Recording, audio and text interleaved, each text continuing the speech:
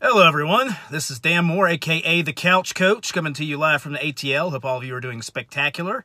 So I was reached out to by Catfish on the Volunteer Roadshow to do a blurb on what I thought about the Jim Chaney situation going on with Georgia and Tennessee.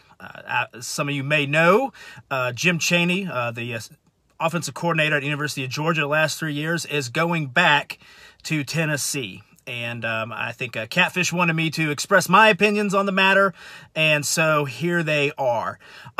My thoughts on Jim Chaney at Georgia. You know, listen, I gave the guy a hard time, and there's not a more thankless position in college football than offensive coordinator for any school. I mean, anytime you have a screw-up, anytime an interception happens, you're always going to be second-guessed. So through that lens, it's always going to be a thankless job, whether, you are Jim Chaney, Mike Bobo, Brian Schottenheimer, whoever.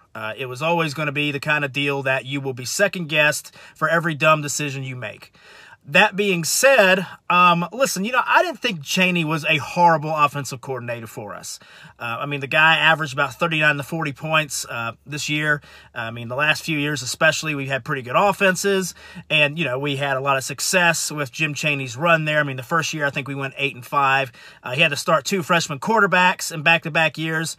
So through that lens, you can't say that he did a horrible job. I mean, a horrible job would be like if he was like scoring 21 points a game and we had an elite defense and, we're having to win in spite of the offense like what the Florida Gators had to do the last few years. But overall, if I had to give Jim Chaney a letter grade at Georgia, I would give it a B-. And that really comes from the fact that he didn't really know how to utilize our personnel very well. I always felt like we won more with talent instead of scheme. And, of course, that's really true for a lot of these coordinators. I mean, talent makes the scheme look better, right? But I think that in Jim's case, we ran a very conservative scheme, and I don't know how much of that was him or how much of that was Kirby, maybe a little bit of both.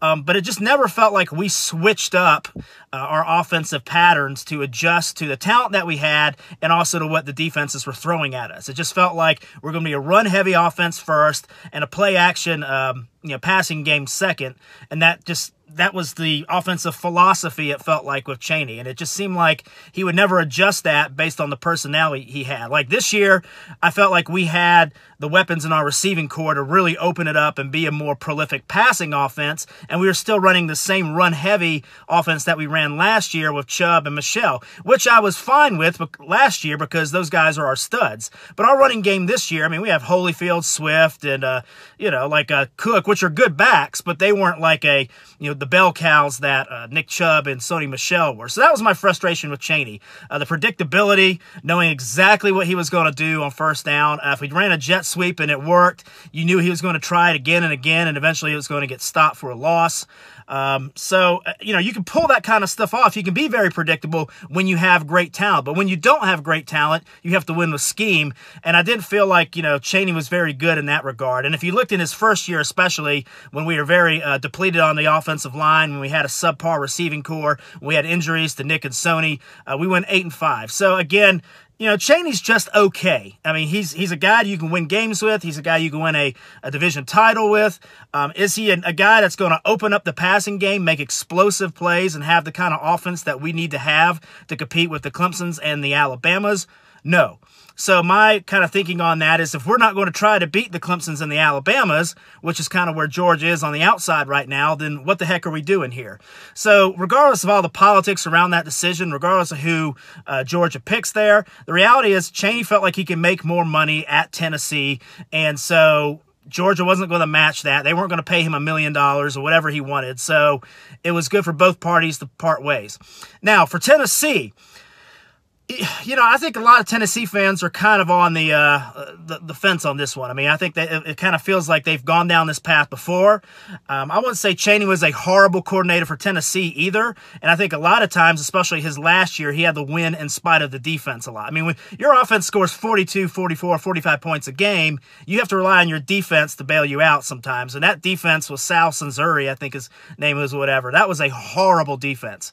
So if Tennessee can kind of fix that defensive side a little bit better, especially on that back seven, Chaney could be an all-right coordinator. My biggest question mark with Chaney, and especially with the kind of scheme that Tennessee likes to run, is how good of a a quarterback coach he really is. And that was kind of his selling point at Georgia, was that, he worked with Drew Brees, and so that was like his, big talking point to be able to get recruits. But I was not impressed with Chaney's job with our quarterbacks. And we had 2 elite quarterbacks that left us while Jim Chaney was our offensive coordinator. So that's kind of a red flag, because you guys really need someone at Tennessee who can develop Jarrett Garantano or whoever you have back there at quarterback and really kind of get them to another level. Like, I think a good fit, like back in the day, was like Al Borges, who came in at Auburn and ran like a West Coast offense style. Now, I know how a lot of those Auburn fans felt about Borges kind of later on, but in the early part of that was a good fit. He was able to work with Jason Campbell. He was able to spread the team out, put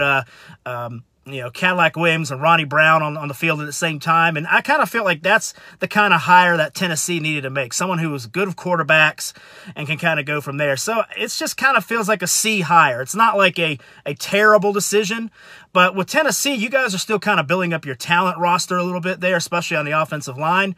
So it's really hard to say who's going to be better or not. But I think that with Chaney, my general feeling on it is give him a couple years. If he's just absolute trash, then go in another direction. And that's just true with all of these programs. I don't think any of these head coaches need to get too hung up on what kind of coordinator they have or don't have. I think that you just need to be able to pick someone who can help you win right now with the talent that you have, whether you're trying to build it up or maintain it, and go from there. So those are kind of my thoughts.